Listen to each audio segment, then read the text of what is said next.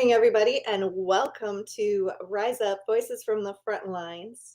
Today's episode I have a special guest, Dr. Meredith Moran, and she is here to talk with me about some of the challenges that we face as mental health practitioners working primarily with first responders and military personnel. And Meredith has a background in law enforcement, so she comes with a unique cultural competence and can give you guys a really full inside out perspective of what it means to serve first responders and how we can all as practitioners learn to do more and be better in service to those who serve country and community. So please welcome Meredith to the show. Good morning. Good morning. How are you today? I am wonderful. It's a beautiful week in Texas. Everything is like absolutely perfectly bright, sunshiny. Nice. It's very hot in Florida, so. Right? Florida is my second favorite place to be. Okay. It's very similar to Texas. Yeah. I don't know. Is the humidity as high in Texas? Yes. Okay. Unfortunately, that's the one downside. Yeah. So let's do something. I know we talked a little bit about your profession and what you do now in the introduction, but let's talk about your childhood a little bit. What did you want to be when you grew up? At 15 years old, I said I wanted to be a cop. That was kind of, I don't remember prior to that. I mean, I'm sure maybe when I was little, I wanted to be a princess. Probably not though, because I was kind of a tomboy. In my neighborhood, it was, I think I was probably the only girl in my neighborhood full of boys. So I did a lot of, riding bikes and playing in the mud and, had horses growing up. So, lots of that muddy boy stuff. But yeah, at 15 years of age, I kind of said, and probably before that, I said, I want to be a police officer. This is what I want to do. Was that a family history, or that's something you came up with on your own? It's kind of something I came up with on my own. My dad was a physician. My mom owned her own businesses. I had two cousins, like second cousins, that were in law enforcement, but nothing that was my history. That was my influence. Yeah, I don't know where that came from. It just seemed like that's a cool thing to do. As clear as day, you're like, that's just what I'm going to be. Yeah, there was a whole plan of, I was going to work local law enforcement for some time and then become a Fed and then retire after getting my doctorate, and teach criminology at a university. That was at 15, that was the whole life plan. I joined the Police Explorer program when I was 15 years old.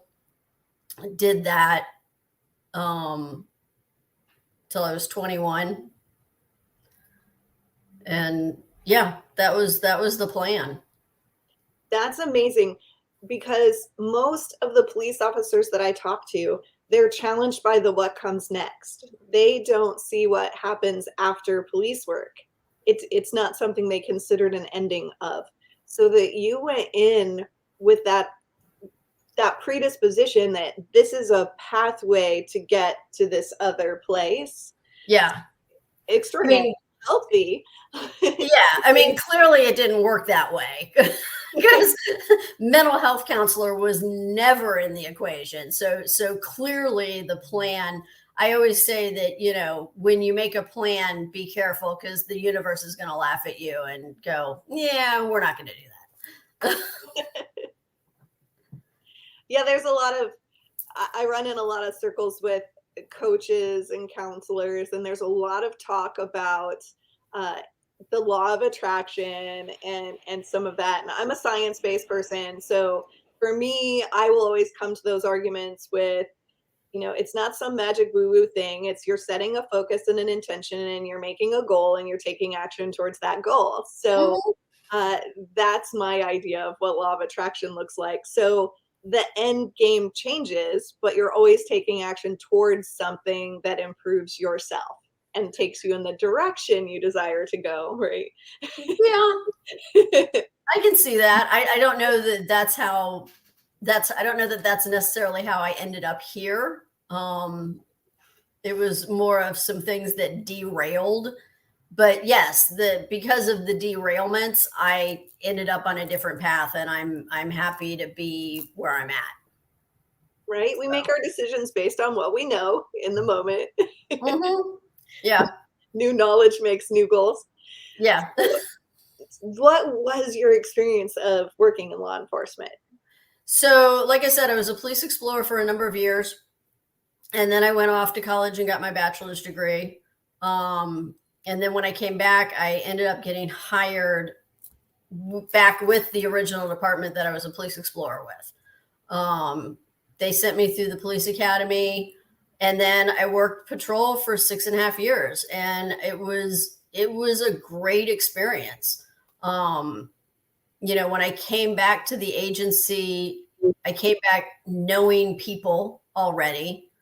Um, I didn't I, I didn't have a lot of those problems of like necessarily proving myself as a woman type of thing that you hear about. I had really great field training officers that pushed me and let me prove myself as a police officer. Um, and so, yeah, I thoroughly enjoyed it. I loved what I did for 6.5 years.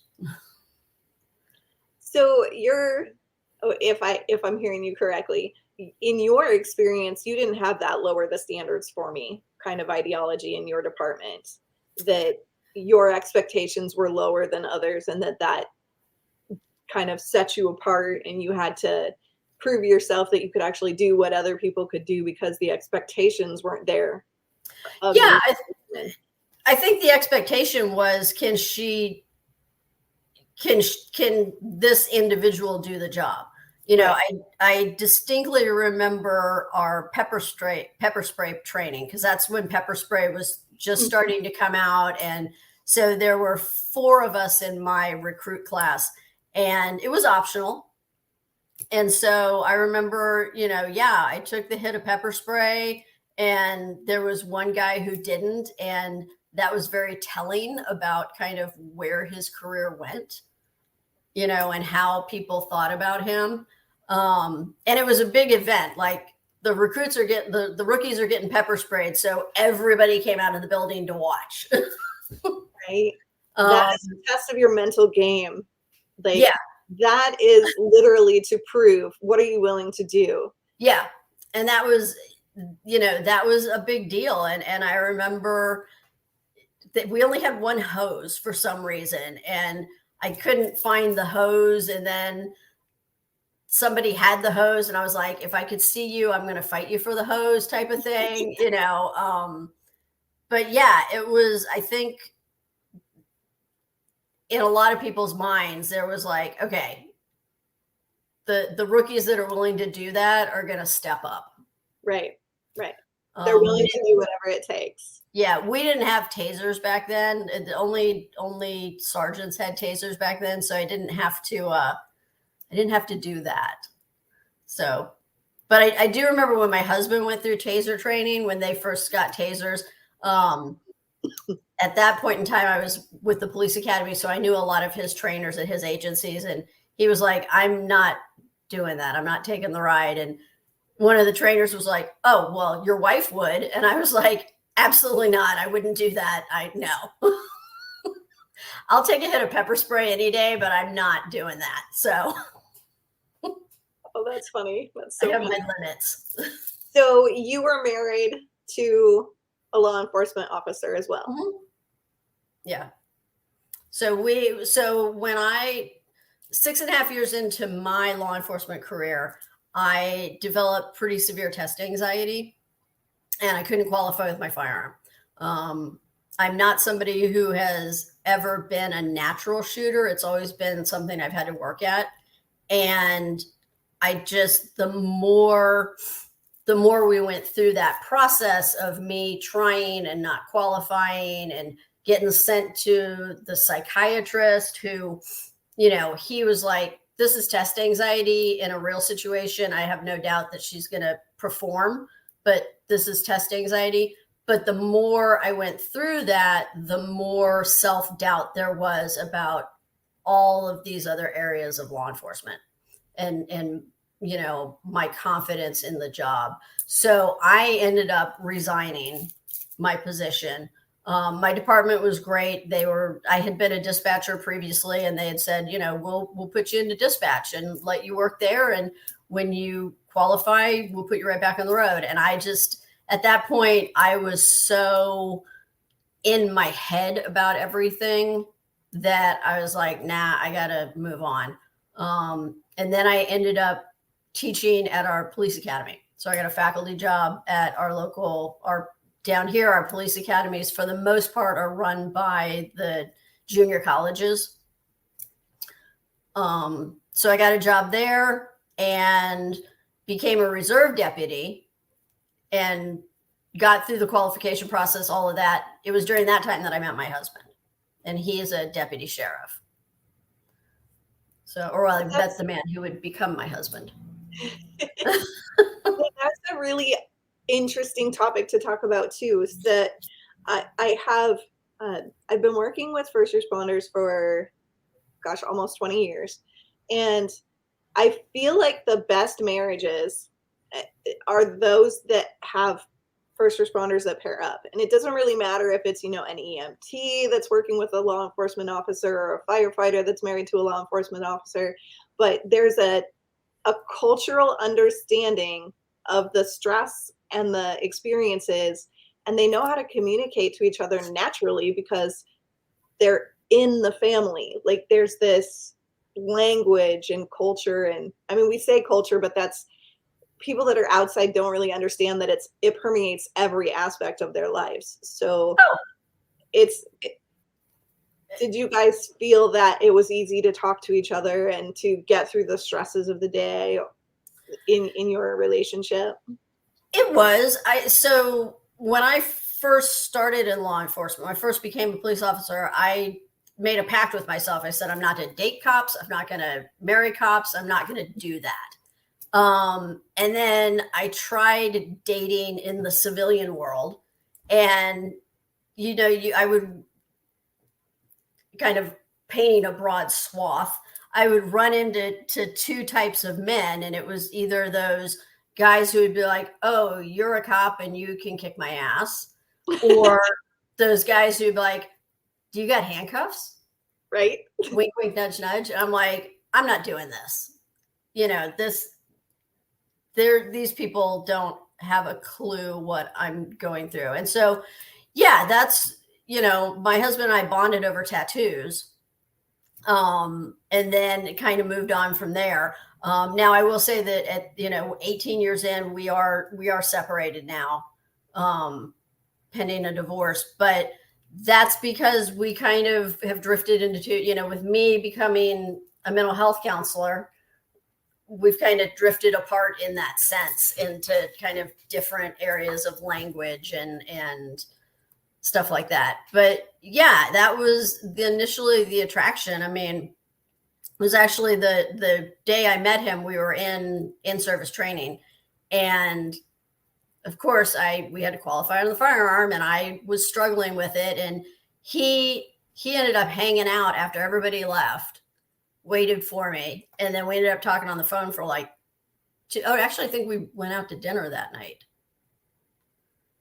and then ended up talking on the phone for 2 hours the next night. So that's kind of how it started, with him checking in on me when it was like, okay, she's struggling with firearms today. So I always said I wouldn't date officers too, and then I ended up with a firefighter. So mhm. Yeah. sometimes it's just inevitable. See, the great thing about firefighters is that every 48 hours they go away for 24 hours. So that I was always like, that's a nice gig right there. They're just they're gone for 24 hours and you can kind of have the house to yourself. There is a level of independence, yeah. And people ask oftentimes why we're so close, and we don't spend 24 hours a day together. We have a lot of time apart, even still. And he's retired, but now he's in, because he's used to that lifestyle. Now he does the long haul truck driving and really big problem solving, heavy haul stuff. So he wants the big challenges that no one else can take on, and Yeah. he wants to do all the dangerous, scary stuff. Yeah.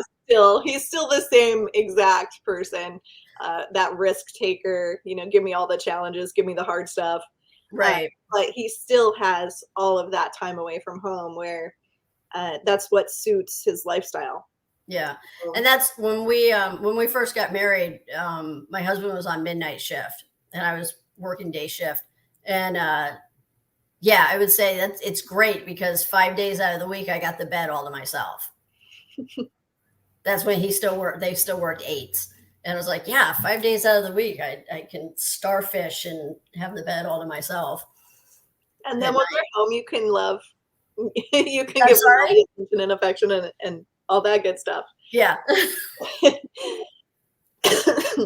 Goodness gracious. So let's talk a little bit about, we've already kind of broached it a little bit, but what is so unique about first responder culture? How is it different than mainstream culture? Well, I think there is a level of hypervigilance that comes with the job. There's a level of, after you've been doing it for a while. I just read Kevin Gilmartin's I can't remember the name, Emotional Survival for Law Enforcement, because I'm getting ready to teach a class at the college. And he really talks about this idea that, when you first get into law enforcement, everything is bright and shiny and you're eager and you have that little bit of naivete where you're like, I'm going to help the world. And then as you progress, you realize that, or you start to get this idea that everybody's an asshole. It's, and I have to be on guard 24 hours a day. The world is a dangerous place. The world is a dangerous place. And I think if we don't mitigate that in our own minds, if we don't seek out the positive stuff, then we get mired in that idea that, everything is horrible all the time. And I think that's a huge part of the culture. And then also the idea that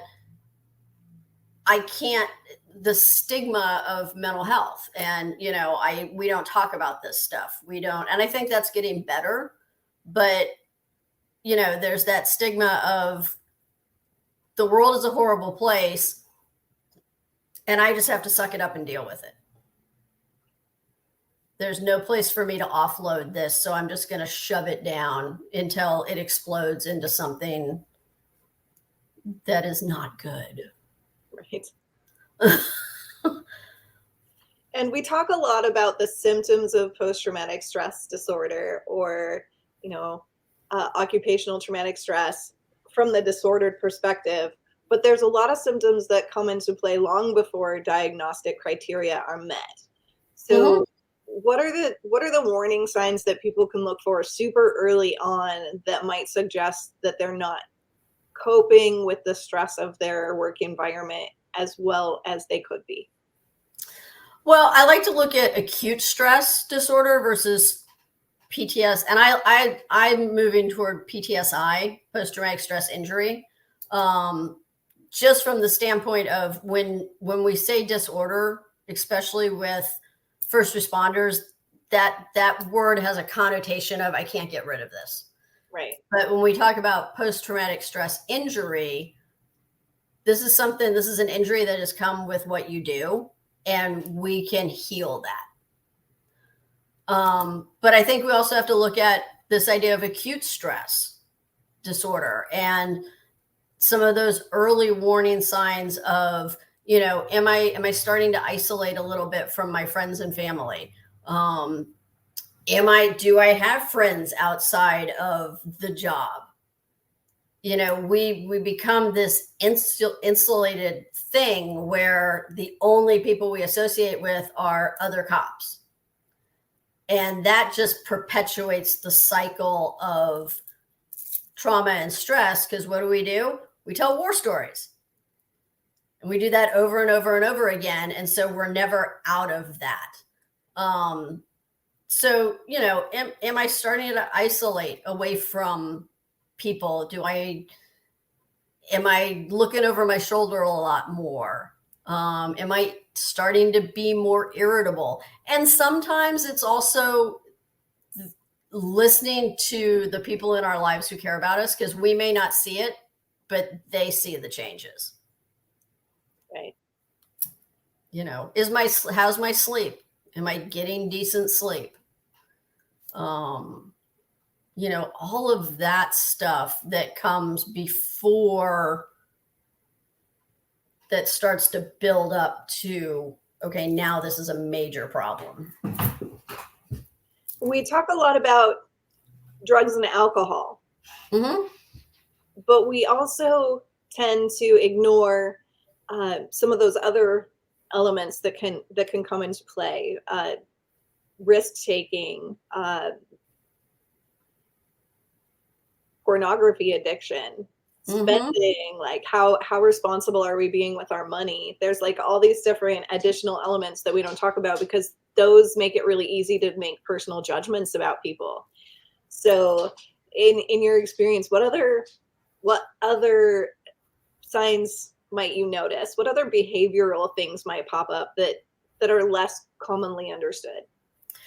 Yeah, well, and I worked in addiction. I worked exclusively in addiction treatment for 12 and a half years before I came into private practice. And here's the thing. Addiction is addiction is addiction. And the idea behind addiction is that there is something else that I'm doing that is making my brain have that chemical pop, that dopamine pop, that serotonin pop, that pop that makes me feel good. And if I'm not getting that from my everyday life, then I'm going to go seek things out. And, first responders become adrenaline junkies anyway. If you don't get into it, you become it. And so, doing risky behavior, like, I'm going to get a motorcycle and speed all over the place. Or, I don't know if it's risky behavior, but my husband always drives like he's qualifying at Talladega. It's, that's just like, okay, we're going to die in traffic today. But am I drinking more? Pornography is a big one. Or, being sexually risky. There is that concept. I don't know if it's still a concept today, but back in the day when I worked, it was, badge bunnies, and you could always go to, especially if you're a good looking male cop, you can go to a bar and, you find somebody and say you're a cop, and that's your hookup for the night. And am I using that to substitute real connection with people? Gambling, how I spend my money, especially with, when I first started, and my parents were really good about, setting us up for having good credit. But you get rookies in that have never had they've never had a decent paycheck. So it's like, I'm getting a new car and I'm doing this and I'm doing that. And why am I broke all the time? And not looking toward, there's a future where you may not have this paycheck anymore. either retirement or you get injured or something like that. So I think we need to be talking to our rookies about that, and financial wellness. It's all part of this idea of mental health and mental wellness. So that's one of my favorite topics, is shifting gears from the idea that we're talking about disorder and we're talking about illness and we're talking about even injury, like all the stuff on that end. What if we talked about it more from a wellness standpoint, from Mhm. these are the steps from the very beginning, at Yeah. pre-training, like in the very beginning, if we started having these conversations about this is what your life could look like, this is what it can look like if you actually choose to take care of yourself on Yeah. every level, Yeah. because it is all connected. We talk about cardiovascular disease and diabetes and all of these other health conditions that the chronic stress and the eating habits and all of that on the job can create. So like all of it's connected: their financial literacy, their relational literacy, their ability to take care of their physical person, their passion and purpose, and what comes next after the job, and Mhm. identity creation and all of this stuff. If we had the ability to talk about it all from a positive perspective in the very beginning, what do you think the outcomes would how do you think the outcomes would change if that was normal?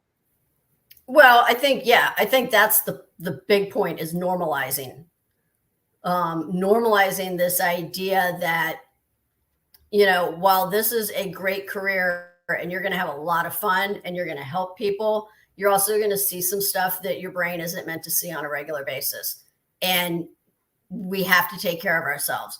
We drill in, in the police academy, you get, I don't know how many hours of defensive tactics and physical wellness training.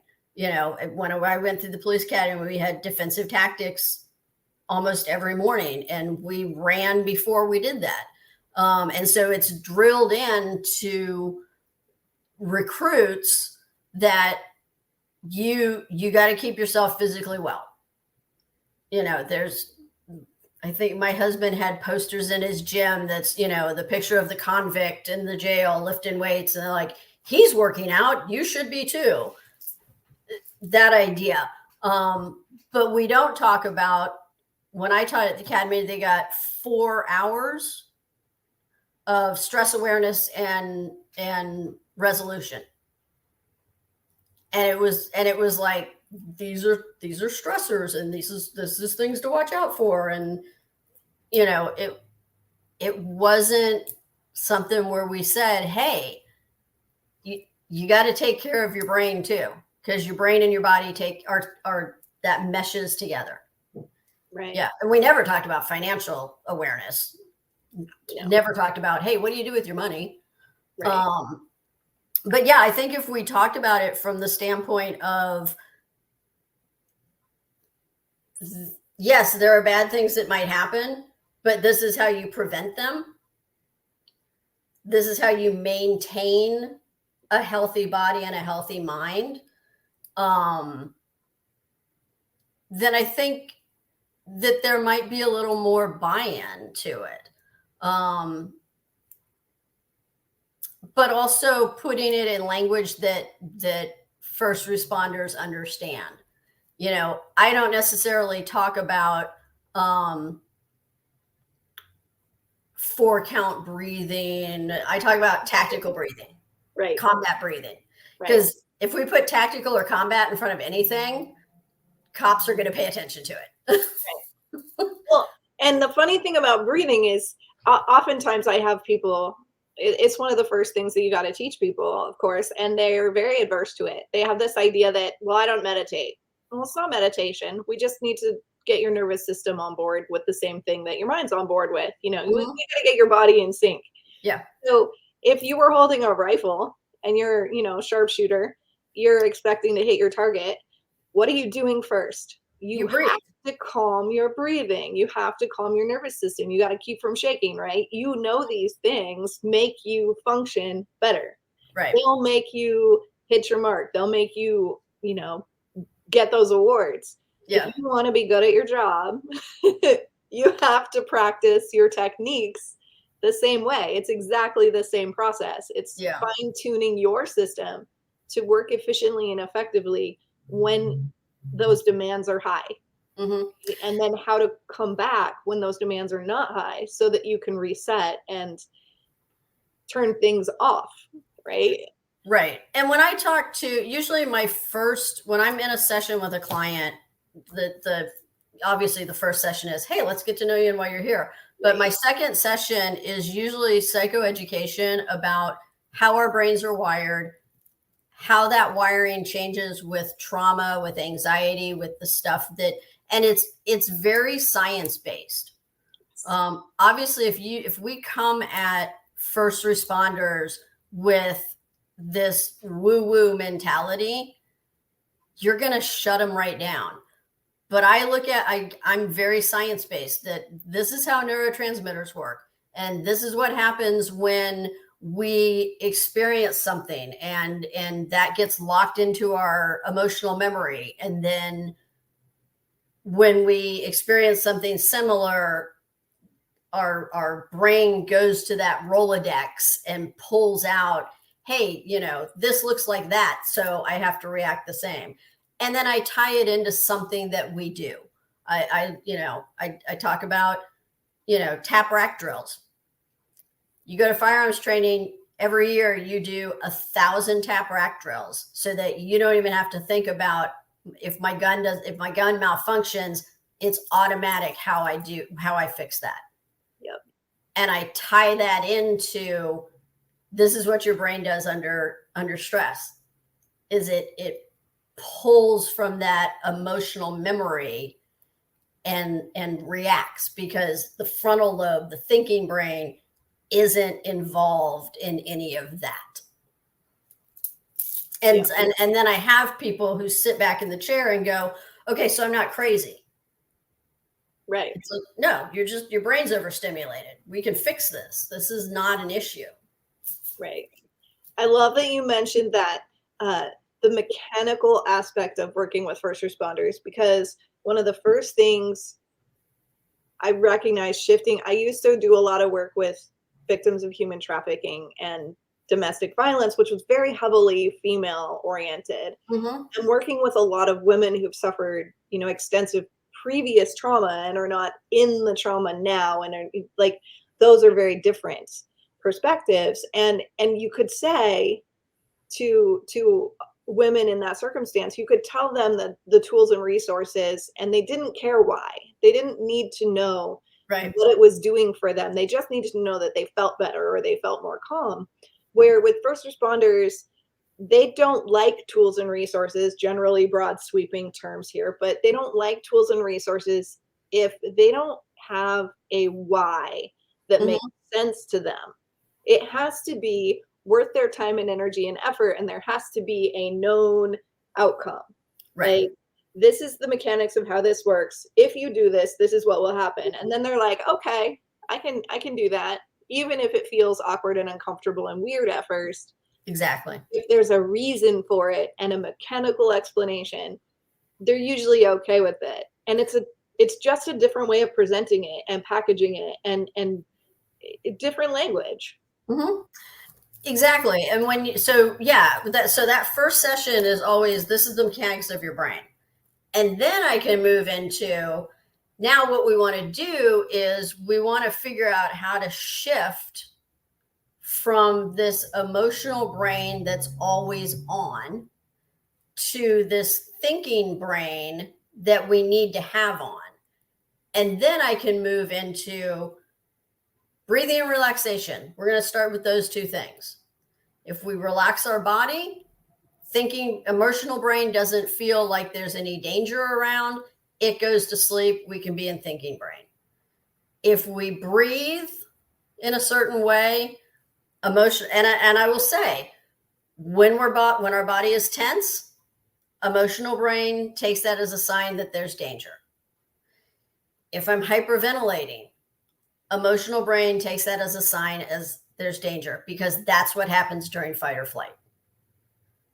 So if we counteract that stuff physically, then emotional brain says, okay, I'm safe. It moves to the background, knowing that it's there when we need it. And we can be in that cognitive thinking brain moving through life. Yep. So just for my entertainment, a lot of the people that are listening won't know what this is, but it sounds like you focus a lot on nervous system arousal and neuroscience. Do you feel grounded a little bit in, like, now I'm going to forget his name. I read a lot about it a long time ago. So the polyvagal theory, does that play out for you? Yeah, I like Stephen Porges' stuff on polyvagal theory. I took a class, so I'm also a certified trauma professional, and the class that I took was taught by, and now I'm going to forget his name, Eric Gentry. And his stuff is very grounded in this idea of rewiring the brain. And he falls a lot into polyvagal and Stephen Porges' work. So that's a lot of the stuff that I pull from. Yeah, I love that. I'm not a neurobiologist by any stretch of the imagination, but I love kind of that science behind this is how our brain is wired and this is how we can rewire it. Right. What other modalities do you find really useful in working with first responders? I also use ART, so I'm certified in accelerated resolution therapy, which is an offshoot of EMDR. And I really like using that. I mean, I use that with anybody who has trauma, but I really like using it with first responders because we can really pinpoint, this is the thing that's bothering me. This is the thing I'm having nightmares about. Okay, let's fix that. And then open up the idea that, hey, now that we've fixed this thing, other stuff may come up and we can fix those too. And usually once I do a session with an ART session with a first responder, they're pretty much on board with, okay, yeah, let's do that. Right. Yeah. So I'd use a lot of internal family systems and hypnotherapy, which is an offshoot of EMDR basically also, and timeline. So a really similar concept that we let them choose the direction that they're going. We let them choose whatever is bothering them and just kind of relax into it and process the memories outside of the trauma experience so that they can be filed away where they belong instead of filed away in that reactive part of the brain. And I'm actually, no, go ahead. I'm sorry.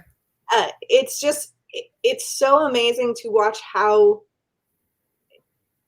quickly and effectively people can process information in a controlled environment where they feel safe.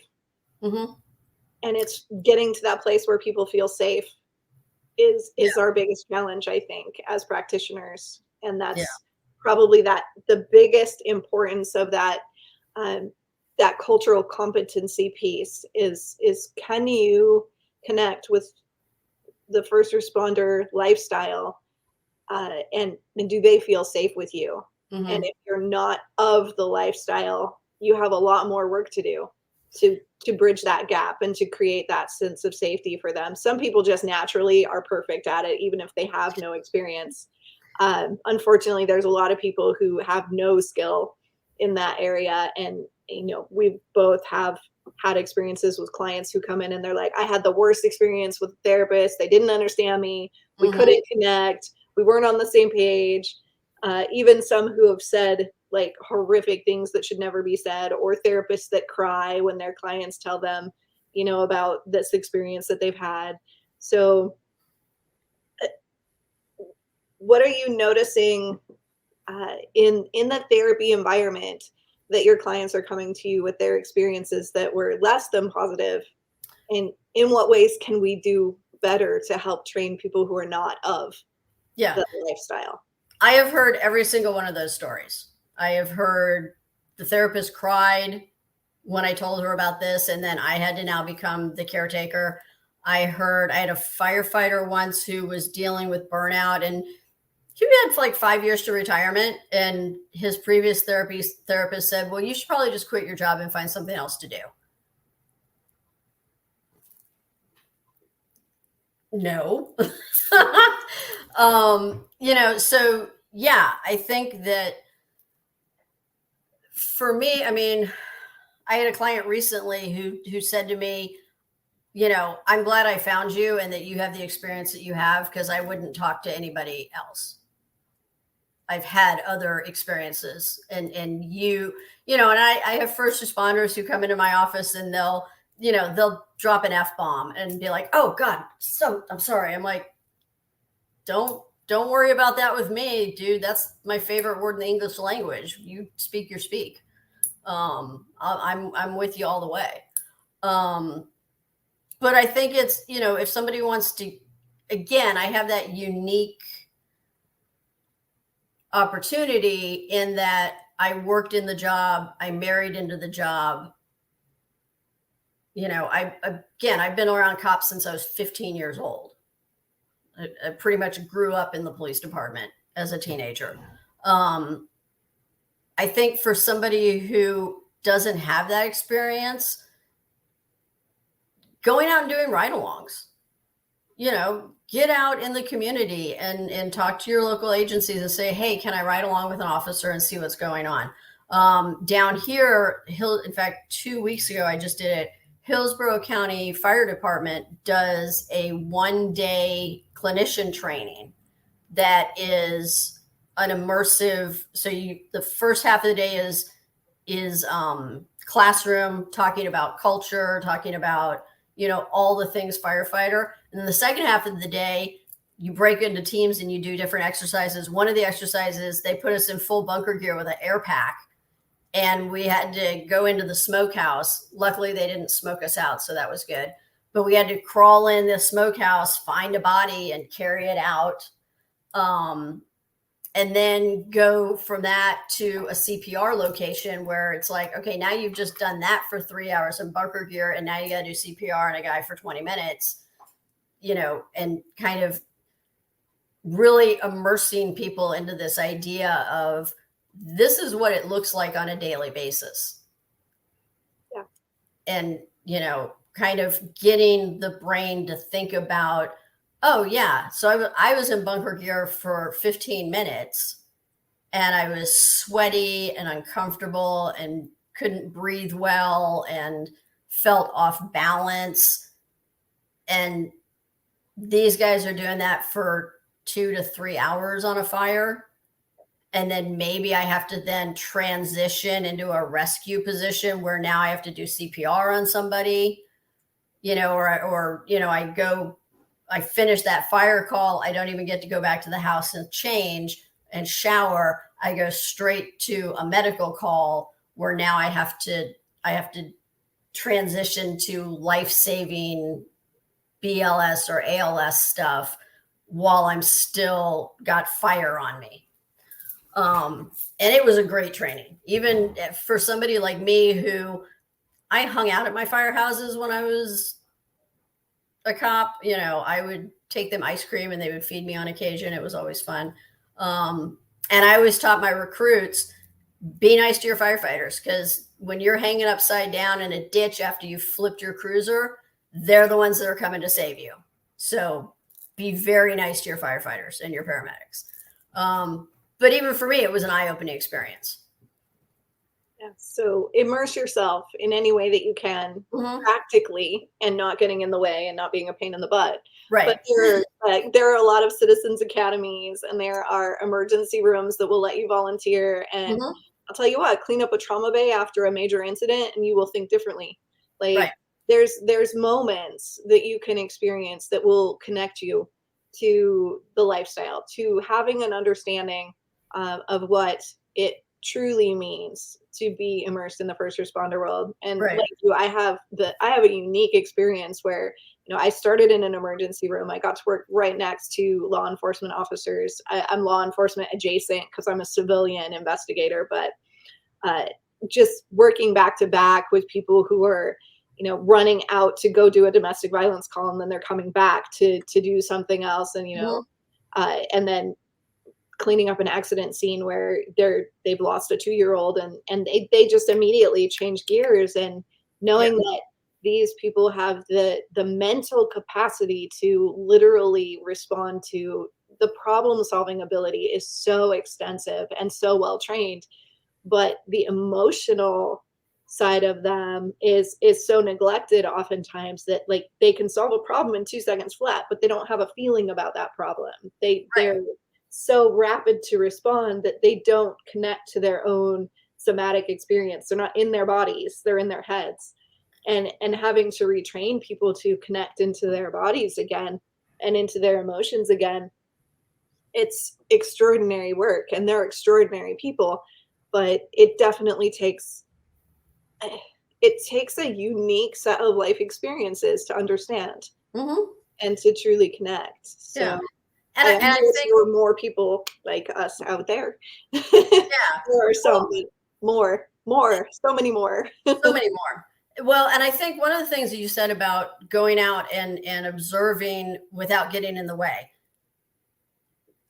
Observe. Don't try to, don't get back in the car and go, "Hey, let's talk about that call and don't. Just let them do what they need to do, because if I'm on duty, I don't want to process my emotions because I've got to get to the next thing. I've got to get through my whatever it is, 10, 12 hour shift.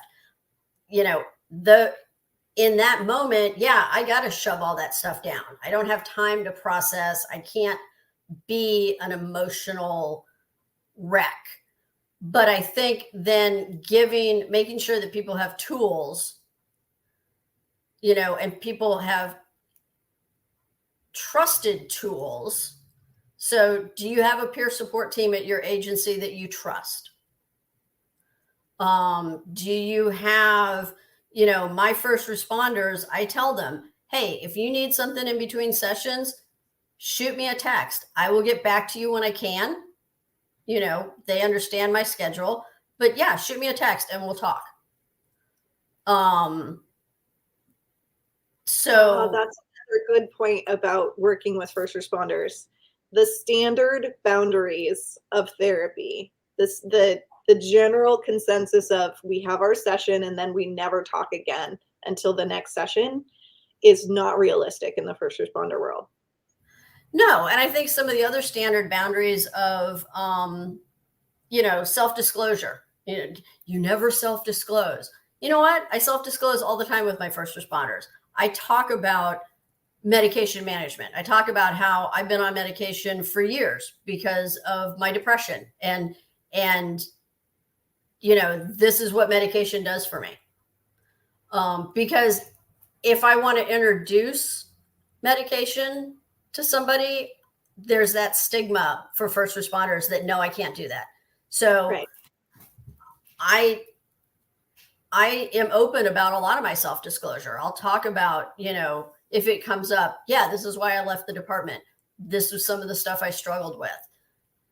Because they have to understand, or not understand, but it gives the first responder that level of comfortableness where it's like, okay, she's been where I've been. She's seen what I've seen. I'm not alone and I'm not crazy. Right. Yeah. And there are things that we can do to fix the injury. Right. And come back. And I go to the medical model a lot.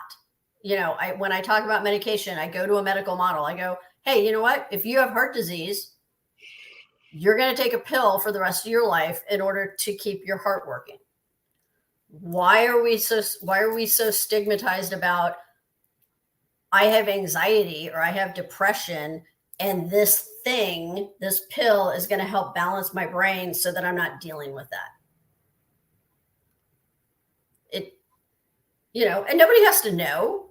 I mean, you have to report to your department that, hey, I'm on this medication, but you don't have to tell your peers that, oh yeah, I'm on depression medications now, unless you want to, Right. Almost 80% of the population, right?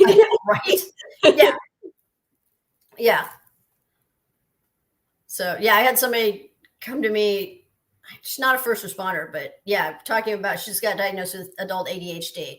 And I'm like, yeah, you're in, a majority of the population. It's not a weird thing. Right. It somehow always feels better when it's not just us. Right. Yeah. Misery loves company, right? Exactly. But it's also, okay, this person gets me. And I think if a clinician is closed off and, they're not going to get anywhere, the first responder. I had one of my clients recently asked me, are you in recovery? Because he's in recovery now. And I said, no, I'm not in recovery myself, but I've dealt with alcoholism in my family. So, I understand that dynamic. And then I told my story about leaving the department and, that whole thing about the stress and the, as that built the self-doubt that came with, if I can't do this, I probably can't do these things either. And he was like, okay, that's good to hear. Thanks for, he was kind of really positive about, yeah, okay. It's good to hear that's where you come from. Sometimes I think the only thing that separates, I never went to alcohol or drugs as my coping strategies. I had other coping strategies that were unhealthy, but the only thing that kept me from those things was just, I don't know, luck, predisposition, whatever it was. I chose a different pathway, but I still chose an unhealthy coping strategy. So it's really no difference. Like, right. Take your pick. There's a long list. And like you said, addiction is addiction, whatever we choose. So when someone says, oh, are you an alcoholic? No, but I know the experience of addiction. Right. So, I have been in those places where there was a necessity for something to take me away from the reality of the existence that I was in. Right. So do we know that feeling of putting our hands up and going, this is too much. I don't want to be here. How can I not be here? How can I not be present in this moment? How can I not experience these feelings? How can I, shove it down a little better? Right. How can I cope for just one more day? How can I get through this? It's the same process. It's just a different tool. Mm-hmm. Absolutely. So, yeah, I definitely think connecting in that way is another difference between standard accepted practice and mm-hmm. the reality of working with first responders. For me, another one is getting out of the therapy room, like not sitting in a I'm a doctor, you are a patient kind of concept. It seems to work better, in my experience, if we're equals and we're working through a process together. And I just happen to have tools and resources that you can use that you may not know about. Right. So coming at it from a peer-to-peer perspective seems to work better for me in that really deep connection, because that's what's necessary to move things forward, is that I understand you, you understand me, we're on the same page, let's move forward together. Yeah. And that's different too than the normal therapy relationship. Yeah, it is. It's, leveling that power dynamic. And also, I've had my doctorate since 2008. Being called doctor still kind of, there's still, when people call me doctor, I'm like, what? Oh, yeah, that's me. There were years that I didn't wear it. And then somebody finally made me put it on and go, yes, you earned that. You're going to wear it. But I don't. And the only reason I have a doctorate is because I have a master's degree in criminology.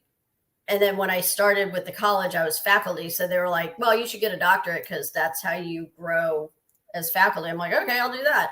And went and got a doctorate in counseling. Yeah, I don't plan very well for anything. It's my whole life is like, okay, I'm going to do that now. At least my adult life tends to be like that now. It's like, okay, I'm going to get a doctorate in counseling and help cops, and then not knowing how licensure works or anything like that, and then, I'm going to have a private practice. No idea how to do that. I just dove in. This is what I want. Yeah, it's outcomes later. Yeah, I just dove in, and luckily I hooked up with some very practice savvy people who became friends and mentors and have helped me along. But yeah, so I don't really wear the doctor when I'm with a first responder, when I'm with a client. It's, call me Meredith. I don't care. That's who I am. Yeah. I have some people who call me doc, and that's fine. Whatever you want. But yeah, I agree that I think you have to be grounded, and you have to be more open and willing to share your stories with first responders so that they have that comfortability factor of, okay, been there, done that. So a personal question. Do you still identify as an officer? I do sometimes. Yeah. Yeah. It's weird. I left the department in 1999. And then I was only a reserve deputy for about 3 years. But yeah, I still sometimes say us or we when I'm talking about law enforcement. Yeah. So there's still a huge part of that is part of my identity. I love that. It speaks to the intensity of how impactful on the sense of self some of these roles can be. A lot of people, when you talk to them and they have just a job, they don't say, oh, I'm this. They'll say, oh yeah, I work at a factory, or oh yeah, I work as a truck driver. They don't say I am a truck driver very often. So you find that there's like these shifts in language, and it is sometimes subtle, and a lot of people wouldn't notice it, but there is literally if I ask you what else you are, you might not be able to tell me. And that's the downfall that you find with first responders who we start to see, again, we start to identify completely with the job. There's no other job where my friends introduce me as, this is my friend Meredith, she's a cop. You don't do that with, this is my friend Jane, she works at 7-Eleven. Right. So, and again, I was just having this conversation with a client about, you get so wrapped up in that, putting on that coat of first responder, that we forget about all the other coats that are in the closet. Do you still put on the coat of parent or spouse or child? Do you still, what are those other parts of your identity that now we've put away in a closet and we don't play with them anymore? And I think that's part of what gets first responders in trouble, is because over time we get so identified with this idea of, I am this thing, that we forget that we are multifaceted people and that we are many other things. And we have to change out those coats every once in a while. I had a client who came up with the coat metaphor, and I was like, I love that. And sometimes we wear more than one coat at a time, which you don't ever do in Florida, but yeah. But that's heavy and burdensome and challenging. Yeah. So the metaphor holds really well. Yeah. But Yeah, I think and then that it goes back to that idea of self-care. It goes back to that idea of, do I have friends outside of the business, outside of civilian friends that can keep me grounded? Do I have hobbies that are not job related? I always say going to the firearms range is not a hobby. The gym and the firearms range. Yeah, those are not hobbies. Those are great. Do those. Go to the gym, keep yourself strong, sweat out your toxins, go to the range, keep your skills up. But those aren't hobbies. Hobbies are I fish, I golf, I make Lego castles, I, do model car, whatever it is.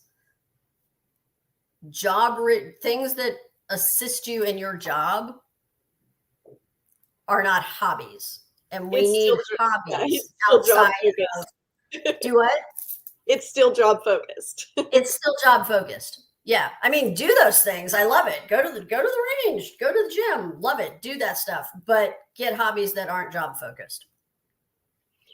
And this goes to why there's so much vulnerability at retirement, to why we see such high suicide rates at retirement, is that lack of that abrupt ending of identity, and then a big gaping hole where they don't know who they are anymore. They don't know what they are anymore. And there's no reason to get up in the morning anymore. Yeah. It's like that passion and purpose and that sense of helping and having some place that is important, something outside of ourselves that is important, just disappears. And that planning is so important. That plan B that we were talking about at the very beginning, that you went in so strong and so intelligently, knowing that this is a career that lasts this long and then I'm going to do something else afterwards. Yeah. Having that knowledge already that something else also has to come from this. Like, what else can I do? What are my skills? And I think we have to have a plan B from day one, because again, I didn't do a 25-year career. I did 6.5 years and had to do something else. You get injured. I mean, I've got friends that had career-ending injuries. Okay, so what am I going to do now? What is that plan B? And I think you got to have plan B from day one. Yep. Because you never know what's going to happen. Yeah, you may do a 30-year career without any problems whatsoever. Probably not. But it could happen. But you may get, your third day on the job, you may get into a car accident where now your back's all out of whack and you can't do this anymore. So there's got to be a plan B. So this can only be an opinion-based question and an opinion-based answer. So, of course, for all you out there, what we're saying at this point is completely, our hopes, dreams, desires, and visions for the future. Do you think there is a way forward to change the statistics on divorce, suicide, domestic violence, and addiction in first responder families? Absolutely, I think there is. But I think a lot of things need to change in the system. I think we need to be teaching recruits from day one better skills. I think we need to be that wellness has to be a top-down situation in every agency, that it has to come from the chief, the sheriff, whoever is the top of the agency, and it has to run through. And there also has to be a no tolerance policy for anything other than wellness. Any of those people that are like, oh, this is bullshit, I'm not, just suck it up and, suck it up, buttercup. That's, no, there has to be a no tolerance policy for that stuff, because that one person who says, suck it up, buttercup, can screw it up for all the other people around them. Because if that person is trusted, then it's like, well, why am I doing this wellness thing if this guy says, well, just suck it up and you'll be fine? Right. So yeah, I think yes, there's absolutely hope, but I think there's a lot of things that have to change across the systems. Agencies have to be open to, hey, if an officer needs help and they ask for it, we don't punish them. If an officer has to go to a 30-day treatment program, we don't bring them back and then go, okay, and here's what we're going to do. We're going to put you on the desk and we're going to take your special assignments away from you. And because the minute I see that happen to somebody, I'm not asking any of you people for help. Yep. So yes, to answer your question, I think there is hope. I just think we have a long way to go. And I think that systems have to change throughout the entire culture. Absolutely. So any last words of wisdom before we shut down for the day? I always say, and it's kind of cliche, but I always say that understand that it's okay to not be okay, that there is help available. When you seek out a therapist, you don't have to stick with the first therapist you find. If it's not resonating with you, go find somebody else. I guarantee you that therapist will not have hurt feelings because you're like, this isn't working for me. Go find a therapist. It's like finding a gym. You may go to 3 different gyms before you find the one you're like, okay, this is cool. I'm comfortable here. You may have to try a couple of different therapists before you go, okay, I'm good here. And that, emotions, we don't have to sit in our emotions. My calendar today actually says, it's okay. You're overwhelmed. It's appropriate, not permanent. So yeah, it's okay to not be okay. It's not a permanent situation, and there's help available. I think we could even almost go further and say no one's okay. No. Therapy isn't for the broken and the devastated and the unfixable, and everyone can benefit from tools and resources and living a better lifestyle. So there's no shame in protecting your assets. There's no shame in being stronger, faster, better, more skilled. So if we can just recognize that we all could use some better skill development. Yeah. And I say that all the time. Therapy is not necessarily for when there's a crisis. Therapy is for, hey, I need somebody to talk to offload this stuff before I go home to my spouse, because yes, I talk to my spouse about stuff, but I don't want to traumatize my spouse. So let me talk to somebody who I know is prepared and professional and I can offload the horrible ickiness. And then I can go talk to my spouse about my job without traumatizing them. Or, I'm starting to feel a certain way. Let me go talk to somebody about that before it becomes a crisis. Right. Another little notation, because all out there, all wanting to help people and having this sense that you never want to be a burden and you don't want to ever put anything off on other people.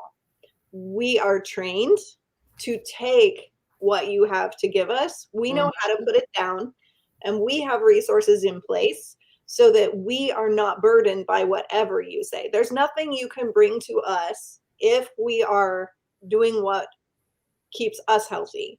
Right. There are therapists out there, counselors, whatever. There are practitioners out there that don't know how to take care of themselves, just like there is everyone else out there that doesn't know how to take care of themselves. But I always say, ask the questions. Does your therapist see someone? Does your counselor see someone? Do they have their own support system in place? Because we have the same needs that you do. We just have the skill set in place to process the information in a healthy way. And if we're doing that, there's nothing you can bring us that we can't handle, that we're not ready and prepared to handle. So you're offloading your stuff on us does not burden us. Right. It doesn't affect us in a negative way. when we're doing what we're supposed to be doing to keep ourselves healthy. And if we're trying to tell you how to keep yourself healthy, then we better be able to keep ourselves healthy, right? Right. Yeah. So please note that you are not a burden. Your stress is not going to stress us out. That's literally what we've gone to school for many, many, many years and practiced for many, many, many years to learn how to do. Absolutely. That's how we help. That's how we serve the community. Yeah. So you are not a burden to us. And, no, not at all. And you are not broken. No, not at all. Again, you know, this idea of post-traumatic injury, you know, when we break a bone in our arm, that bone heals, and that place where it heals is stronger than it was before. So yeah, you've got an injury to our brain systems, and we can heal that and make it stronger than it was before.